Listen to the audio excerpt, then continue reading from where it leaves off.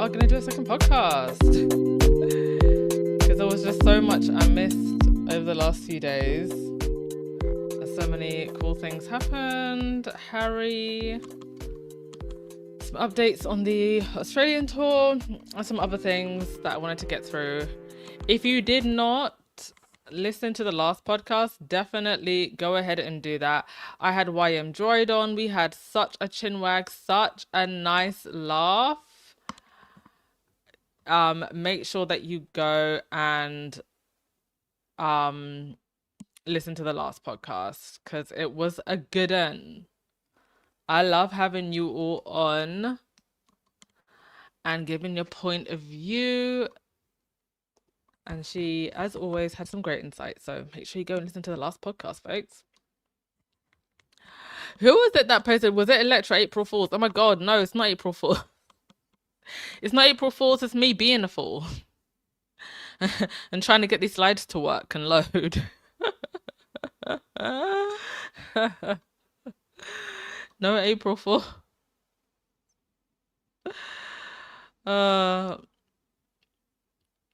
right, let's get into it. First things first, where should we start off?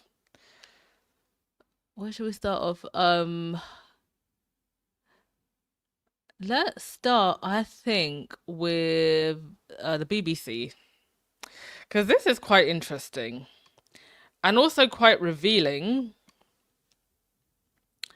The BBC have cut their royal coverage department, and I believe they've only left one staffer. So I haven't actually read this article in full from Feminagra, but we're going to read it now. But I guess we had a sign of this during the Commonwealth event where the BBC said that they weren't going to air it, and then they aired some country property show instead. So again, it's just showing that the BBC feels that the royals just aren't profitable. And while the BBC has been a brilliant propaganda arm for the royal family for some time, at the end of the day, they are going to put their bottom line first. They got rid of the 2 stars of the royal family. So now it's basically just been proven Harry and Meghan were the stars all along. Well, we already knew that, but the people living in Delulu land don't want to admit that. And yet here we are. And this is a major blow to the royals because they need this coverage. They need to be seen to be believed. And getting coverage on BBC, that was just easy. Whether it was trooping, whether it was any other events that they do. So, for decades, the BBC has treated royal coverage like the crown jewels themselves, polished, protected, and presented to the nation with the kind of reverence usually reserved for religious relics. The dedicated events team, that elite unit responsible for broadcasting every ceremonial moment from the late Queen's coronation in 1953 to her state funeral in 2020, was considered the gold standard, the crown jewel of live British broadcasting, they called it, while someone finally looked at the crown and noticed the diamonds were looking a bit dull.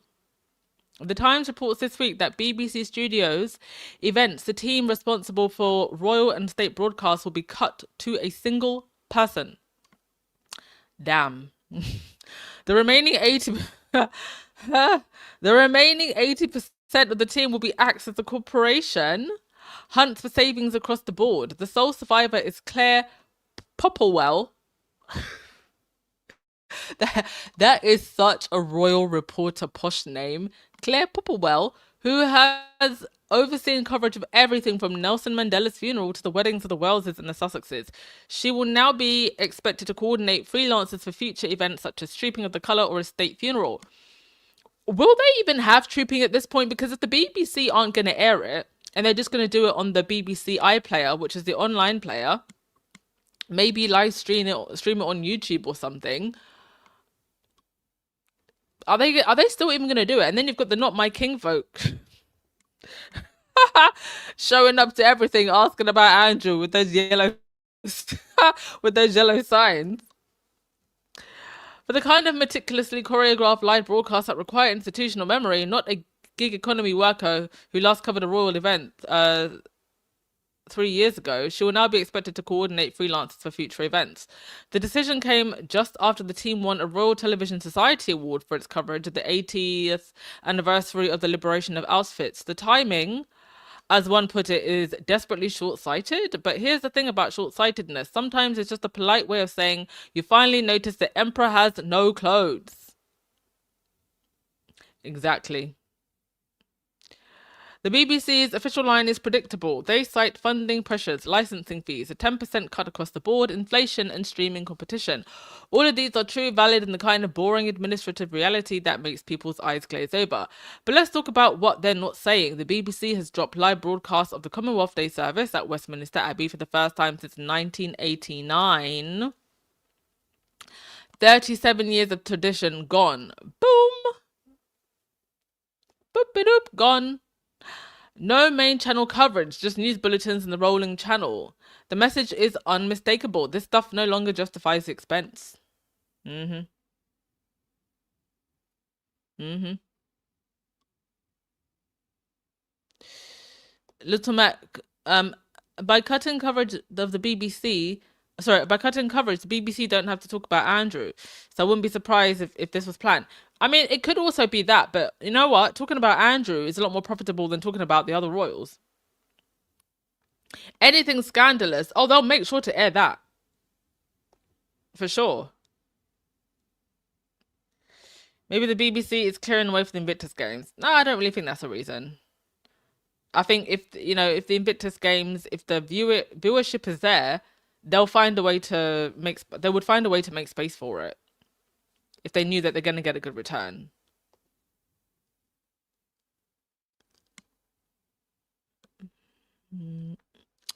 Okay. The crowds at hang on a sec. So 37 years of tradition gone. No main channel coverage, just news bulletins and the rolling channel. This message is unmistakable. This stuff no longer justifies the expense. And why would it? The crowds at royal events have thinned. The younger generation, the demographic the BBC desperately needs to retain, could not care less about a carriage procession. The heckling has become as predictable as the waving. What did you know about Prince Andrew? The approval ratings for the monarchy have settled into a kind of polite indifference, and the palace tries to spin an enduring popularity, but everyone else recognizes as the slow fade of an institution whose best years are behind it. I mean, this is probably why William is hoarding everything he can.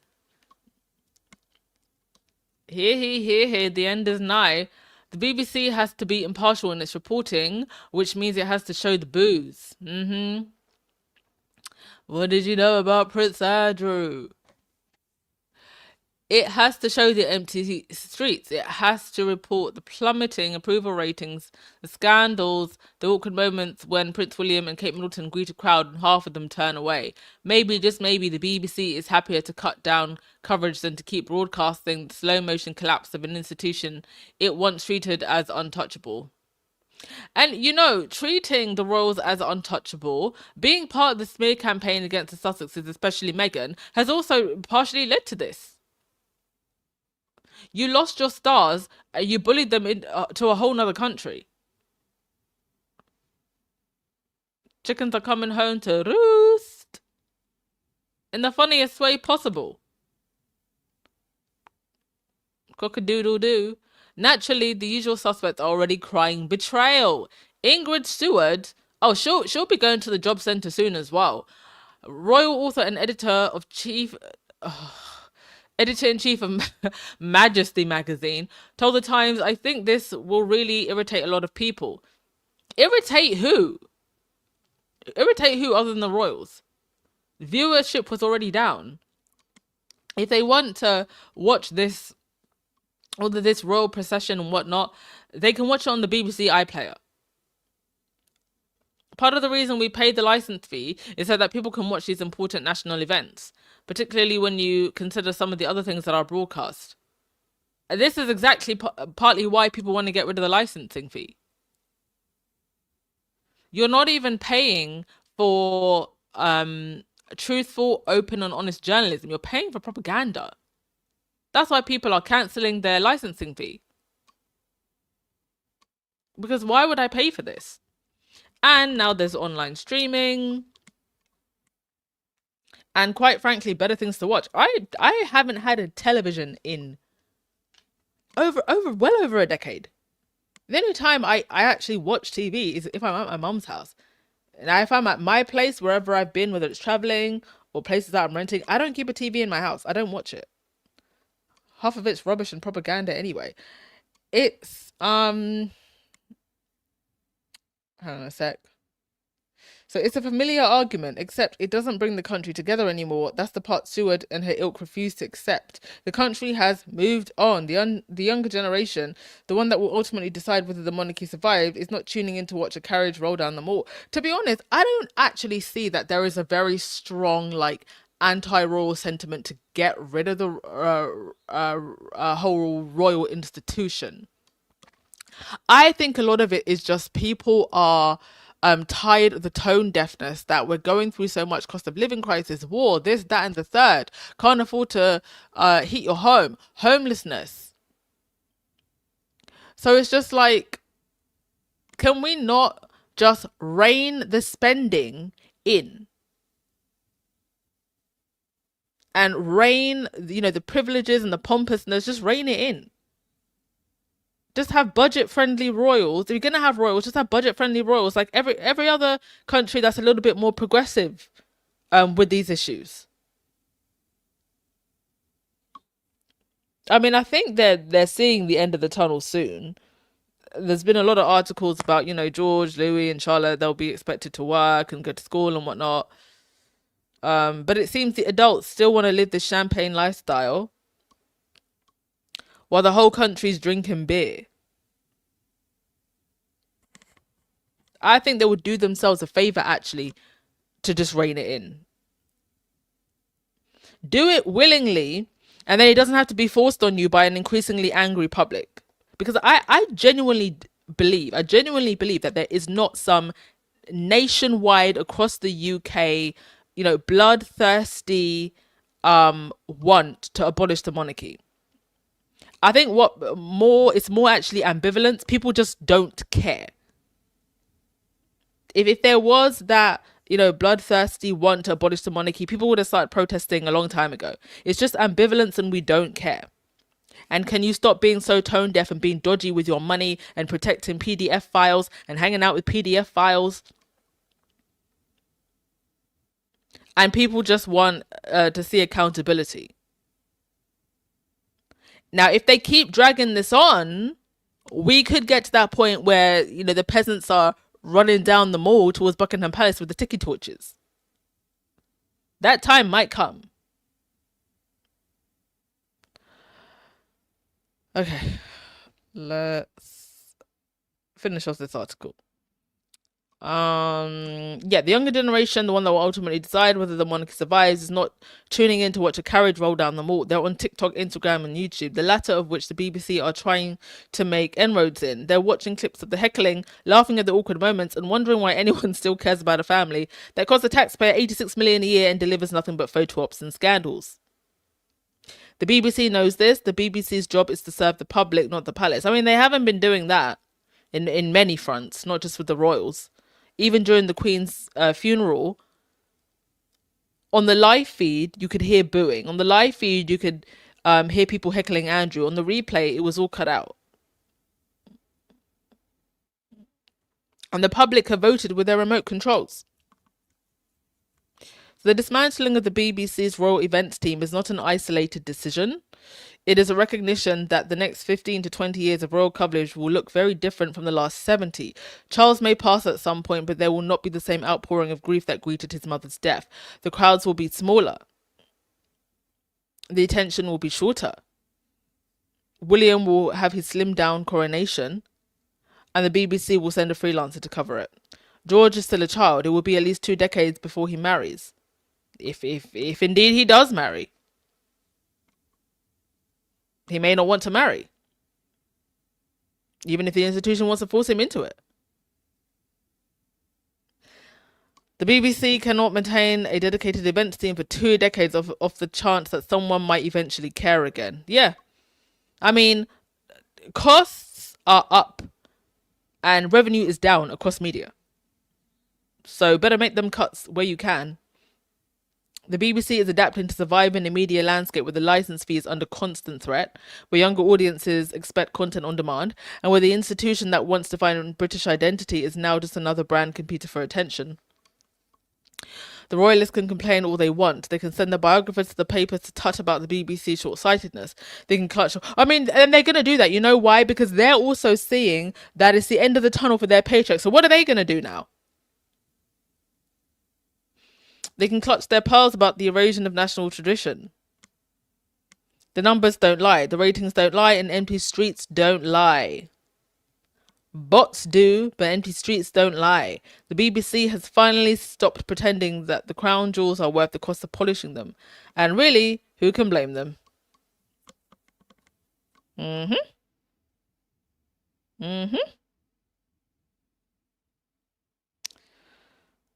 Brilliant article by Feminagra. Yeah, Meghan beat them at their own game. I mean, if we're talking about TikTok social media era, Meghan knows how to work that space better than anyone. Because that was what she was doing before she went into the fold.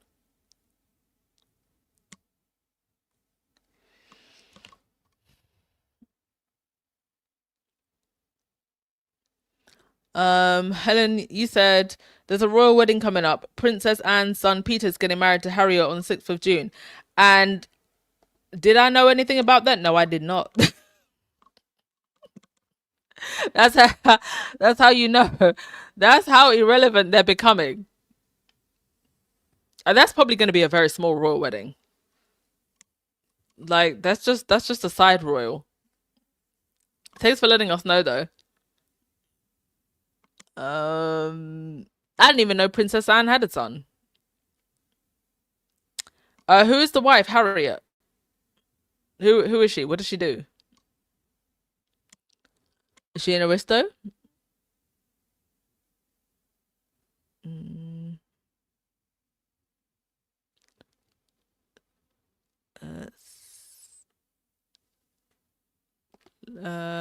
Electra, you said if the news would actually do real reporting about the royals, how dirty they are, like they do Meghan, people will be actually in the streets. Exactly. If they would actually cover the royals truthfully, the ratings would go through the roof. In fact, the next time they will likely get the ratings they want around the royals is when those exposés start dropping. The time is coming. Who knows? Kate might shock us all and do a Diana.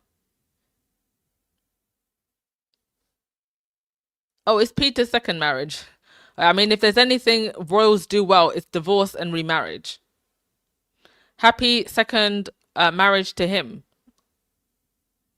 Best to get it out of the way now. Heck, get the third and the fourth out of the way. And while you're doing the third and the fourth marriage, get the first and second love child out of the way. I mean, that's the royal way, isn't it? Oh, Anne's son is the one selling milk. Oh, is that him? I know about some royal selling milk. Was that the one that was selling milk in China or Japan? I remember hearing something about that. But he was selling milk a while ago. So what's he been doing since? What's he selling now? His soul? His soul and some secrets to spies overseas.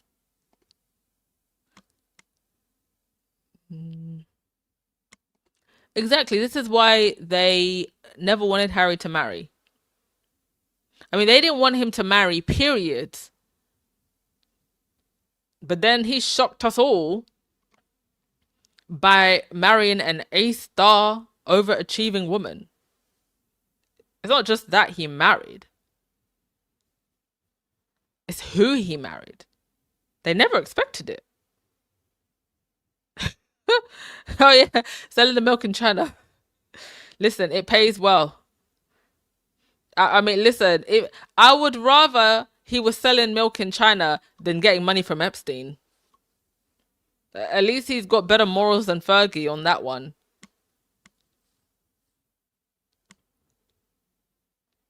Oh, she's a nurse and gasp a divorcee. Well, big up to her for, having a respectable job.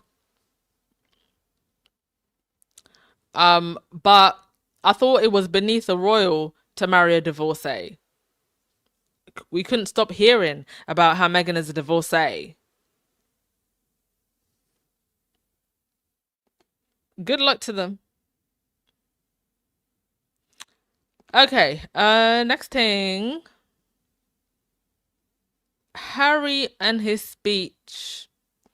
It is a 20-minute speech, so I'm not going to play the whole audio, but I will post the link so you can listen to it. This was his speech it was a keynote at the IAPP Global Summit. It was a 20-minute address. There was 4,000 in the audience. He spoke very, very well. He spoke about Harry gets more and more confident with every speech that he does.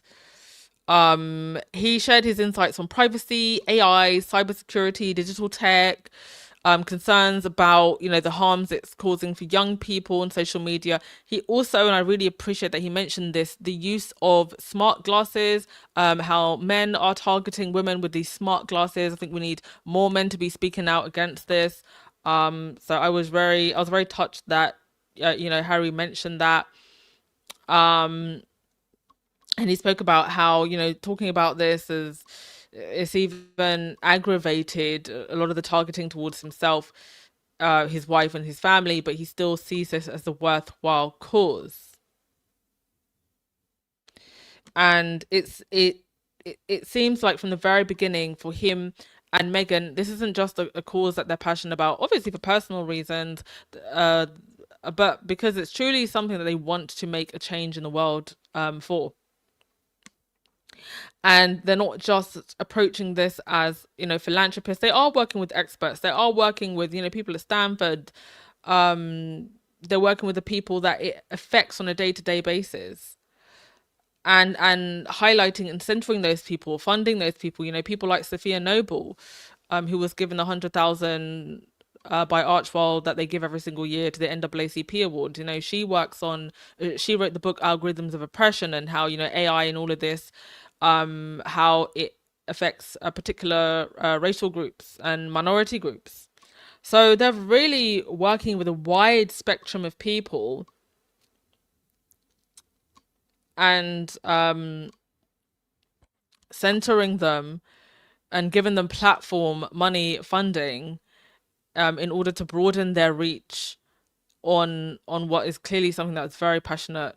Sorry, that both Harry and Meghan are both very passionate about. And it's great to see the impact in literal law, and lawsuits. Had the recent win where Google was found culpable.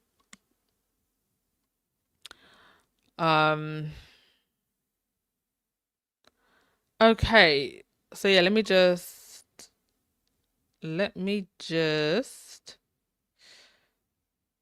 get the link to the keynote summit and post it so you can go and listen to it in your own time. But very much well done to Harry. Right, here's the, hold on a sec, folks. Just post the link in the live chat. Oh gosh. Yeah, there you go. There's the link if you want to go and watch it. Right, next thing, the Derangers. The Delulu Derangers and the media. Now, first of all, let me just say, the Derangers, they be deranging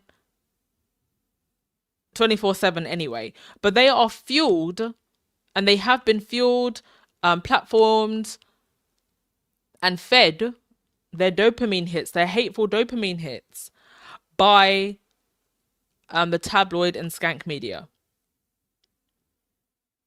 These were some of the headlines after. So the lady from the Besties podcast, right? These are some of the headlines that were up after she announced that she was going to, be interviewing Meghan at this, retreat in Australia. So Jackie O's bestie, Gemma O'Neill, mysteriously deletes her Instagram page and goes to ground. It's not mysterious. It's because the Derangers went and attacked her straight away. Talent manager removes Instagram page ahead of joining forces with Duchess Meghan. Now, they've also been posting about the squad, particularly Zandy Sussex. They wrote that Meghan's girls' retreat infiltrated by Sussex squad member. Not infiltrated. She got the ticket fair and square. Infiltrating is what the tabloid media would have to do to get in. Losers who say that they can't stand Meghan would happily pay that 3,000, and we know they would. Why? Because people like Jan Moore got on a plane from London all the way to LA just to go to see Meghan's jam. A whole 12 hours there, 12 hours back. I mean, you literally could have just had someone in the US do a forward shipping. Actually, you wouldn't even have to call anybody in the US to do it. You could just do it from the UK. What am I even talking about? Just do the forward shipping. But this loser got on a plane all the way to the United States just to look at Meghan's jam. So this lady from the Besties podcast, she's been silent because she's been attacked. And let's have a listen to what she's had to say. Very, very tragic. I wanted to touch on something briefly around stories that you might have seen that have been written about me. And I actually wrote down what I wanted to say around this because I do feel like I'm probably not the sharpest right now with how I'm feeling. So I know you might have seen the media coverage about me recently because there's been a series of stories that have been written that, to be honest, are pretty hurtful and in many parts inaccurate. And I need to be clear here that there are legal reasons why I can't go into detail, which is why I haven't, and it's also why I won't. But what I will say is that I stand by my integrity, I stand by my work, and I stand by how I've conducted myself in business over a very long career. And what's been particularly hard is seeing assumptions made about things like me apparently going quiet. But the reality was that I was receiving a level of online abuse that was quite frankly disgusting and felt very scary. And so I made the decision to step back from my personal Instagram to protect my mental health while I was pregnant. Obviously, since then, I've been going through something very personal with the loss of a baby. None of that has anything to do with me having something to hide. It was about me taking care of myself during a very difficult moment. And I guess what I think is disappointing is when reporting crosses the line from journalism into something that feels far more like creating noise or even bullying.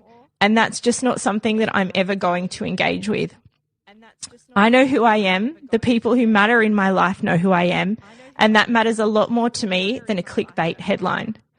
So I'm not going to give it oxygen beyond this, but I just wanted you to hear directly from me. So as I mentioned earlier, on a personal note, given that I'm feeling, a bit full of grief right now, I'm going to take a little break from the podcast, which I really hope you guys can understand. I just need to have a moment to process and heal and I guess just let it all out.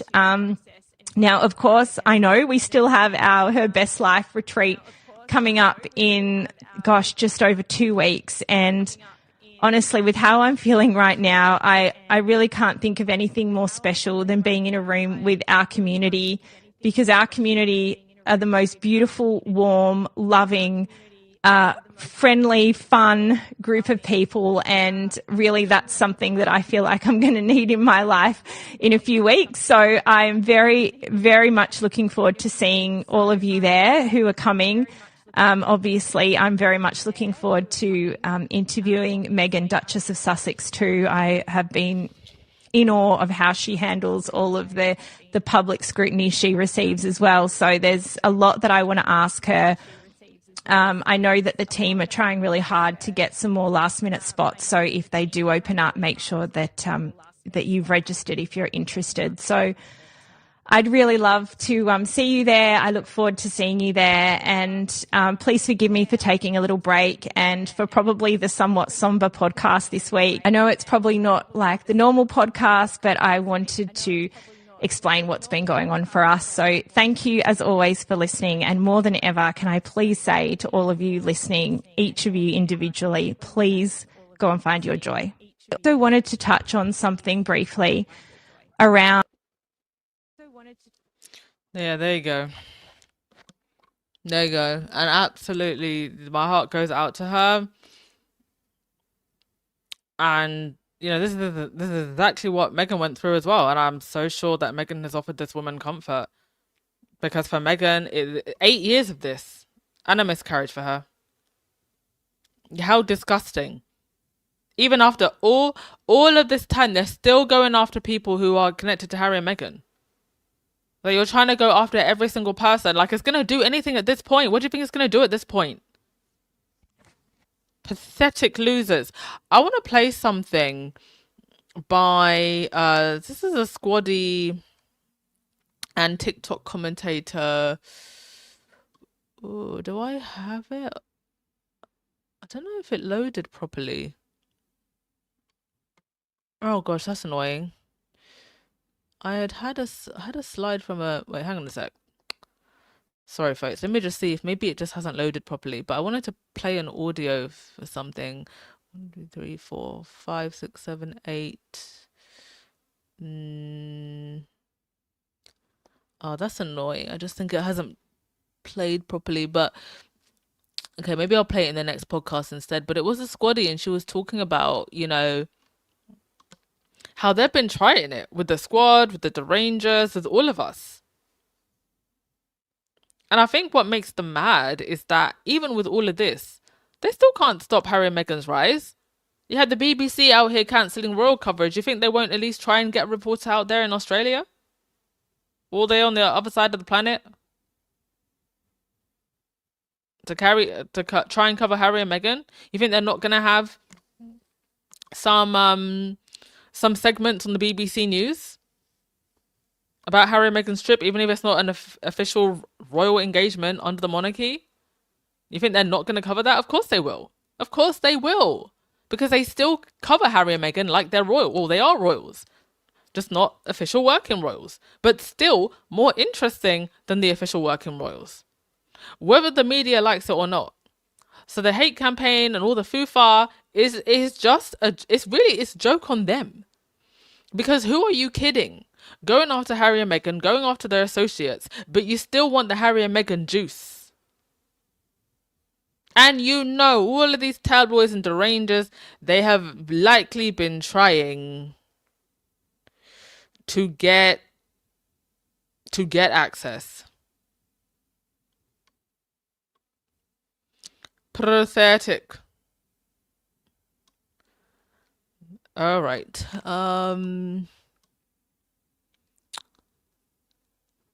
Was there anything else that I wanted to mention? No. We had an over an hour podcast this morning. This one's going on to like almost 40 minutes. I think I've spoken enough. Let's finish off your comments. Oh, Kat Harlem, thank you so much for the super chat. Appreciate you so much. Tomorrow, folks, for those of you that are interested, I will have an update on everything that's going on with my candle line. Some pretty cool updates, so look out for that if you're interested.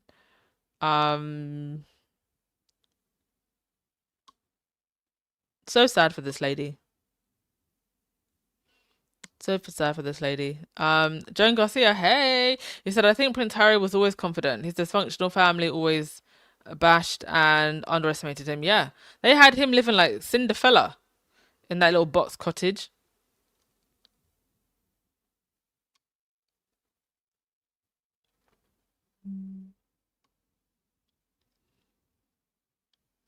Wendy said, very sad what she has to deal with. The hate has been weaponized to bully and abuse people for profit and control without regrets by the press and the trolls. Indeed. Listen, the flip side of all of this is that it's desperation. It is desperation, and they're getting more and more desperate. And as we slowly reach the end of the line, just know that they will get more desperate and more nasty. It also means that it's just what they're doing isn't working. Literally, he said I was literally gonna ask the candles. I have an update. I do have an update. But yeah, I will do a separate cast for that sometime tomorrow. So just look out for that. Yeah, press is getting that karma, indeed. Kat Harlem, you said, thanks so much for super chat again. You said 299 watching and only 131 thumbs up. Yes, thumbs up the video. Please do. Like, I know I say it every single podcast, but there's a reason for it. If you don't thumbs up the video, guys, the algorithm will not know that we are here. And this is why the hater channels get more juice than channels like mine and Baron. So it's so important. Even if you don't watch the entire video, please, when you come on, first thing, please like the video, because when you search Harry and Meghan, we need to have my videos, Baron's videos come up first, and that is one of the markers that YouTube uses. All right, folks, gonna end the podcast there. Thank you so much. Appreciate you all. See you in the next one. Ciao.